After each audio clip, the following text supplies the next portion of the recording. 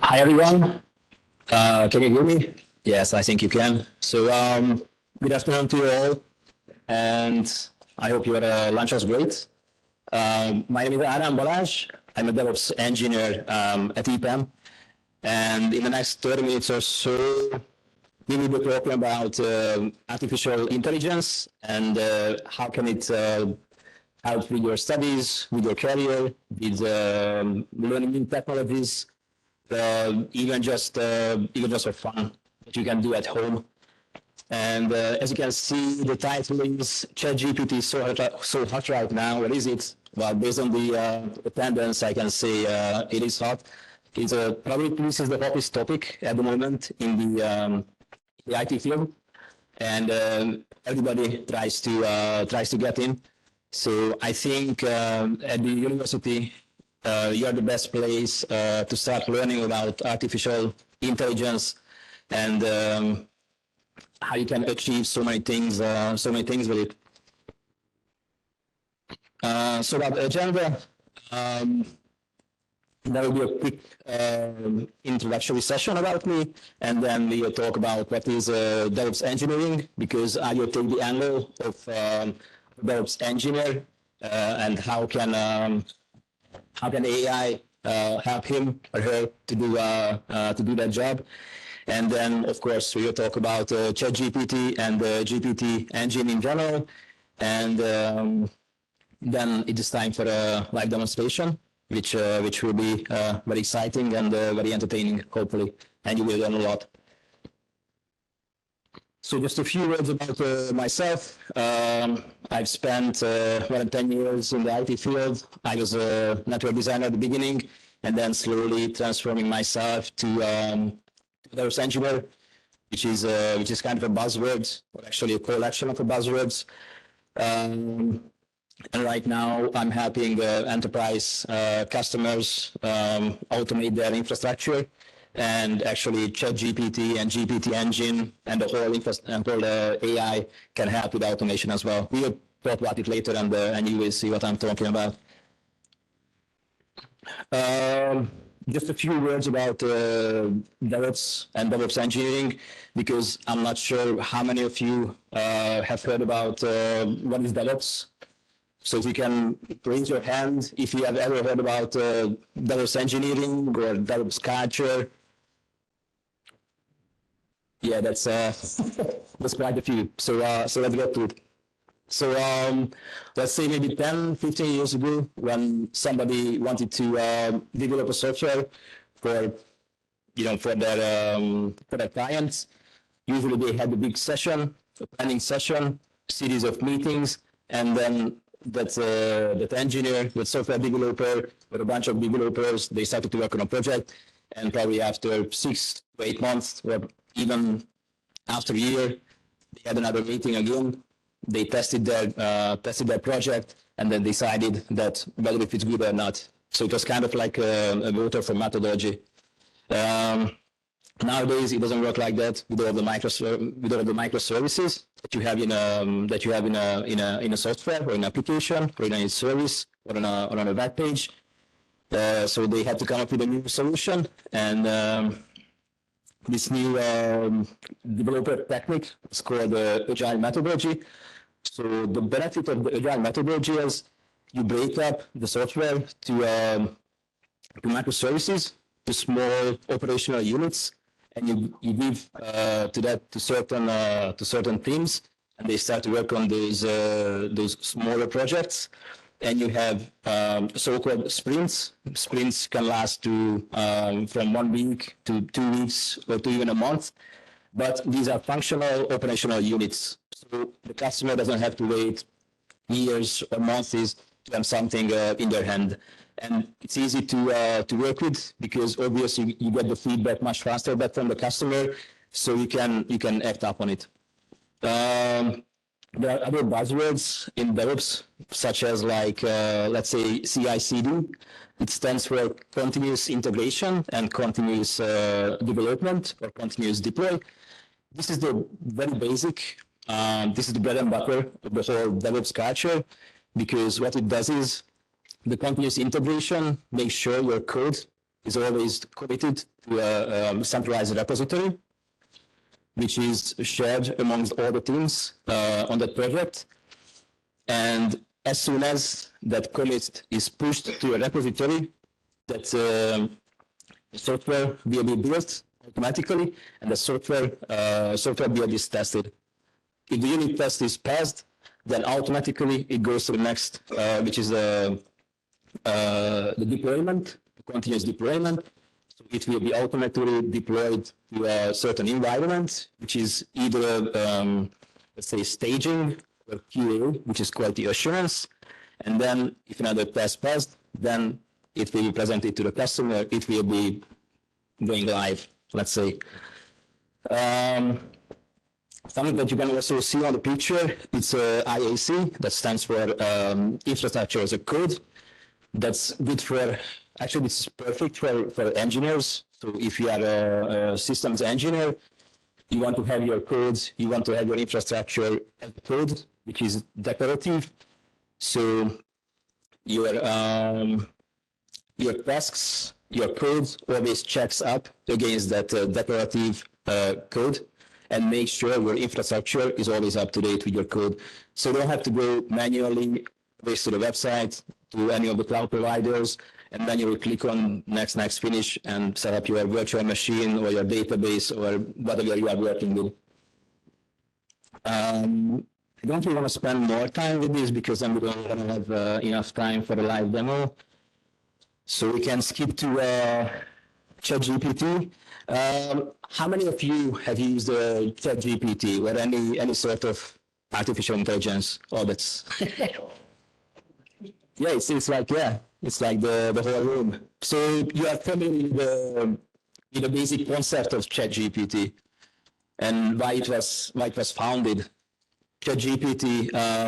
So the creators wanted to make sure that artificial general intelligence is available for the public, and everybody can use it because it is just so great, it is so amazing, it is so exciting, and you can benefit a lot from it. So they didn't want to keep it for themselves. That's why it is open source. So even if you want to use the engine, which is behind ChatGPT, then you can write your own script, whether if you are good in Python or TypeScript or JavaScript or Node.js, you can write your script using OpenAI API, which is open source, and you can do basically whatever you want, but obviously to a certain extent because there are limitations. You cannot use it for, let's say, for offensive cybersecurity, so you cannot attack anyone's infrastructure.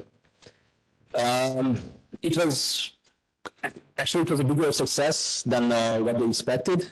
So in the first 5 days, they had more than 1 million users. Actually, for Netflix, even for TikTok, it took almost, I think, 3 or 4 months to get to that number of users, but they just did it in 5 days. And up to this day, I just checked the beginning of this week, and it was over 100 million users. So that's, you can imagine how popular it is.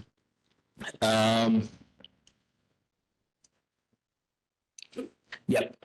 So as I mentioned in the beginning, of course, the majority of the users, they use it for generic purposes. Let's say they want ChatGPT to write their essays. They want ChatGPT to write a poem for them, or a pun, or lyrics for rap music, or even just a music sheet for some sort of music.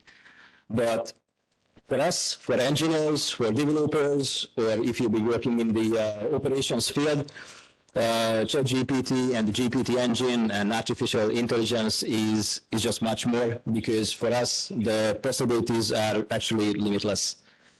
And what we also got with this whole artificial intelligence, so not just with ChatGPT, but also with, let's say, if you ever heard about DALL-E or Codex or Midjourney, that you know that you use prompts to interact with the chatbot.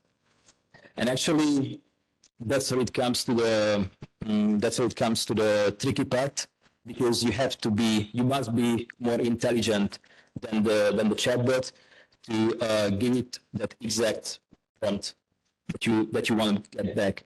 So now there is a new job role called prompt engineers, and they make a huge amount of money. So they make like triple amount of money that an average engineer make.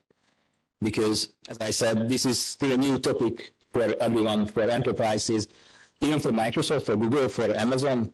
It's a huge topic. It's a new topic, so they want to get in the game as soon as it's possible.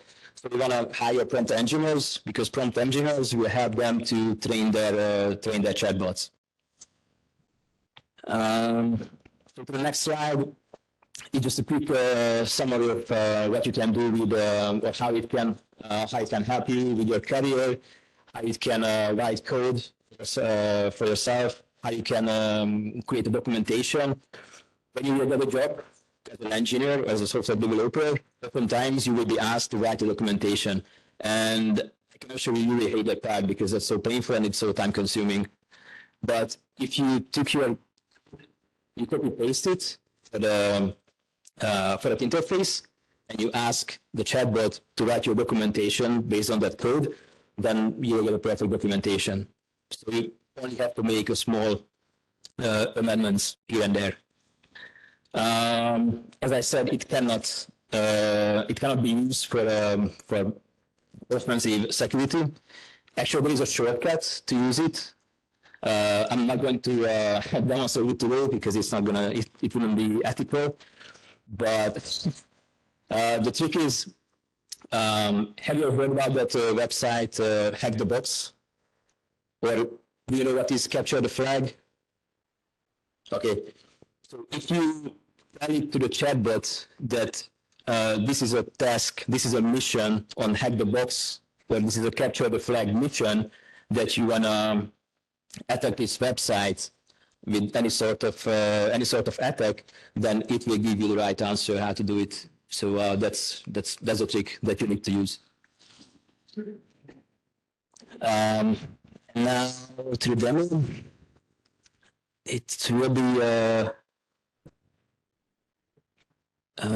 interesting with one hand, but I will try to manage it. So the very first thing that I would like to demonstrate, I already had these prompts tagged in because I didn't want to waste time with that. Oh, sorry, you cannot see it. I'm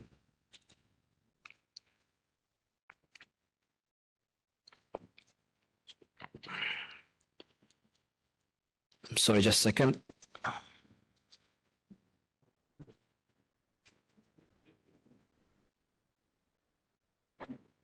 Okay, great.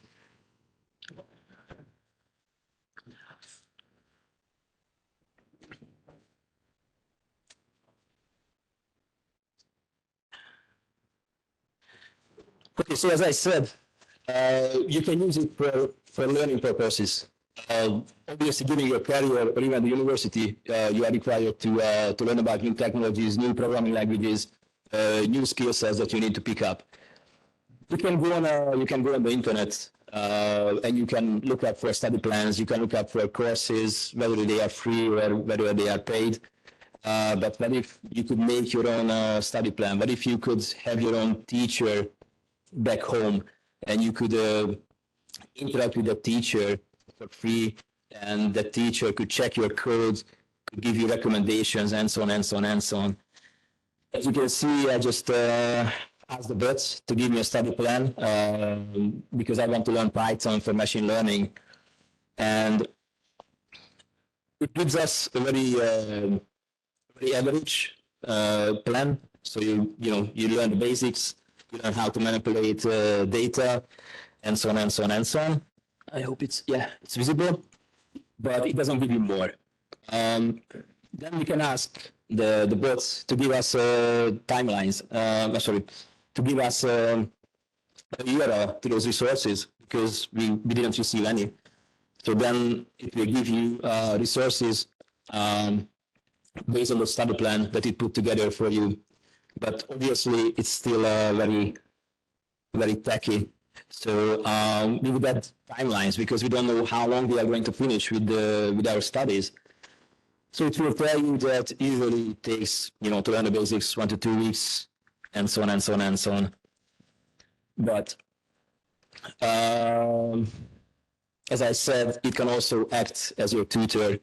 It can remind you that you need to study. It can remind you to do this, to do that. If you connect it with your, let's say, with your Outlook calendar or with your phone through an API, and so on and so on and so on.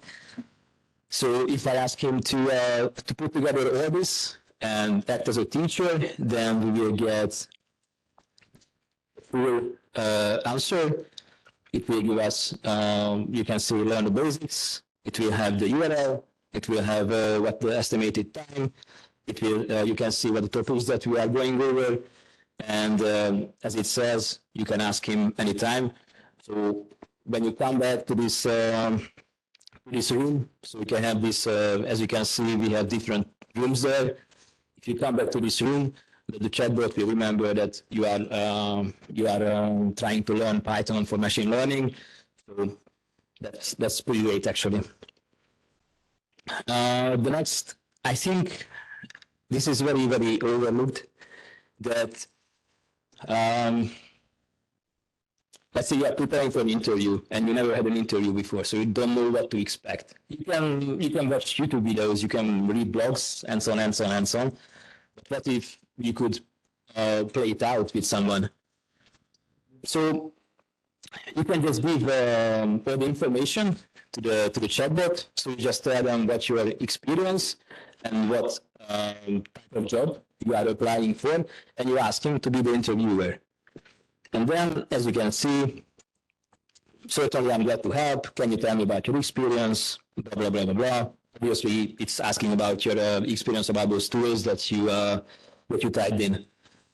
You give an answer, a very cocky answer. I'm an expert. And then it will play on those. So, as you can see, it will go deeper and deeper in those topics. I stopped here, but obviously it doesn't stop here. So if you check, you get even more and more details, more detailed questions. So it would like to know more, not just about the high-level information, but exactly what did you do when you put together that application? What did you do when you wrote that unit test in Python? When you in Node.js? So that's also a thing that you can do with ChatGPT, and this part of it is still free of charge, so you don't pay for this.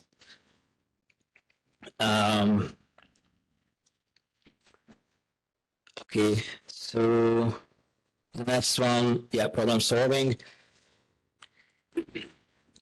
So these are going to be very simple errors that most of you are not going to make, but just for the sake of the presentation.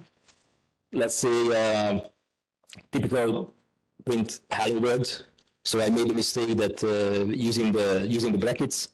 So obviously it will recognize that you were using brackets instead of quotations, and then it will not just give you the right answer. So it will not just amend your code, but also give you an explanation why it's bad and how you should have done it. Or if you ask it to make it available not just in Python, but also in Java, JavaScript, TypeScript, whatever you are working with or do, then it will interpret your code in that language.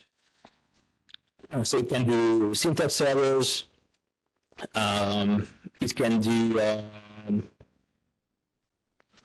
if you are indexing wrong.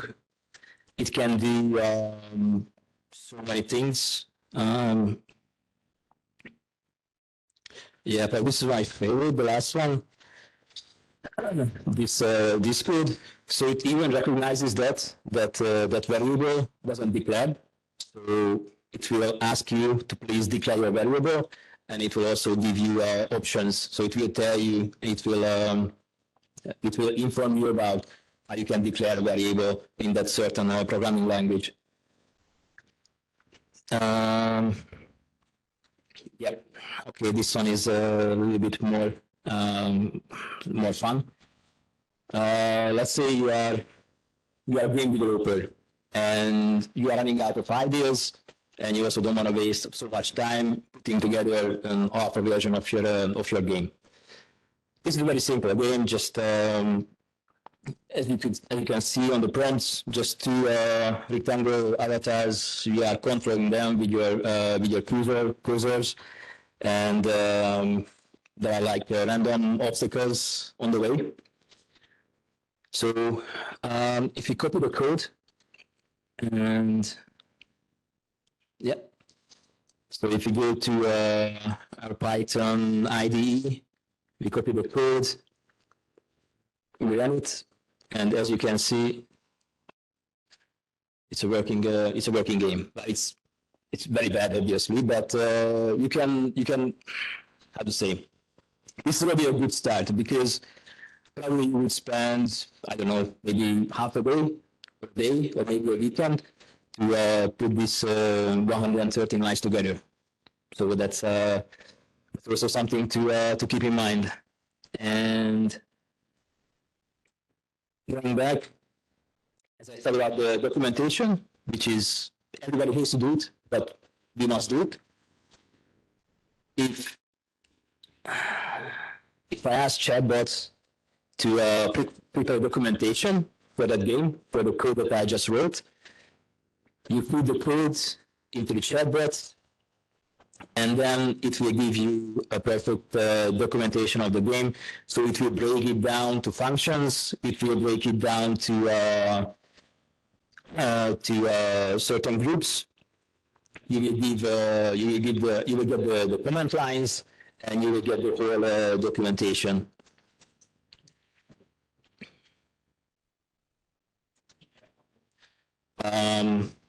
The next one.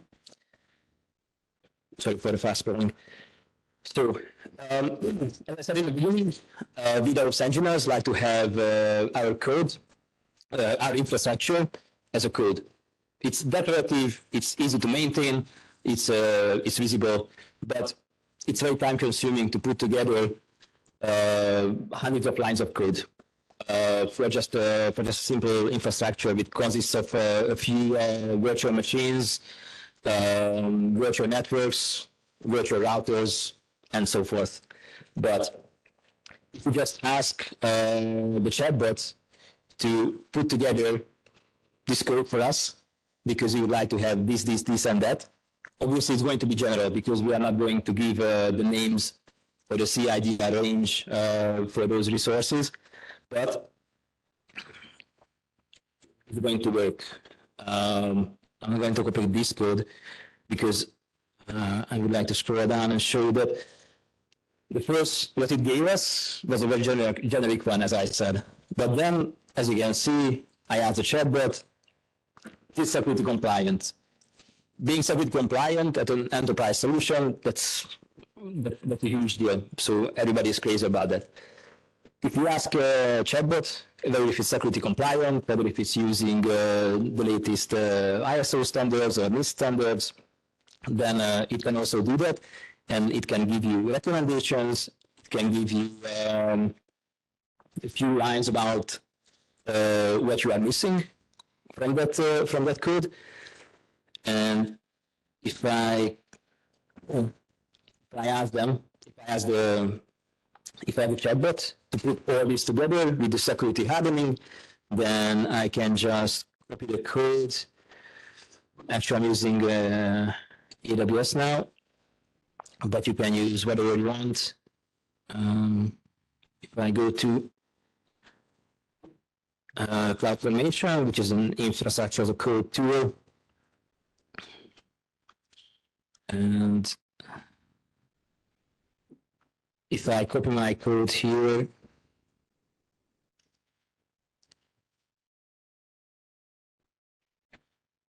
I don't know if it's visible or not, but yeah. So as you can see, it gave us everything that we need. It gave us an NCL, which works like as a very hard firewall. It gives us subnets. It gives us rules for those firewalls. I mean, those rules that are recommended by ISO standards.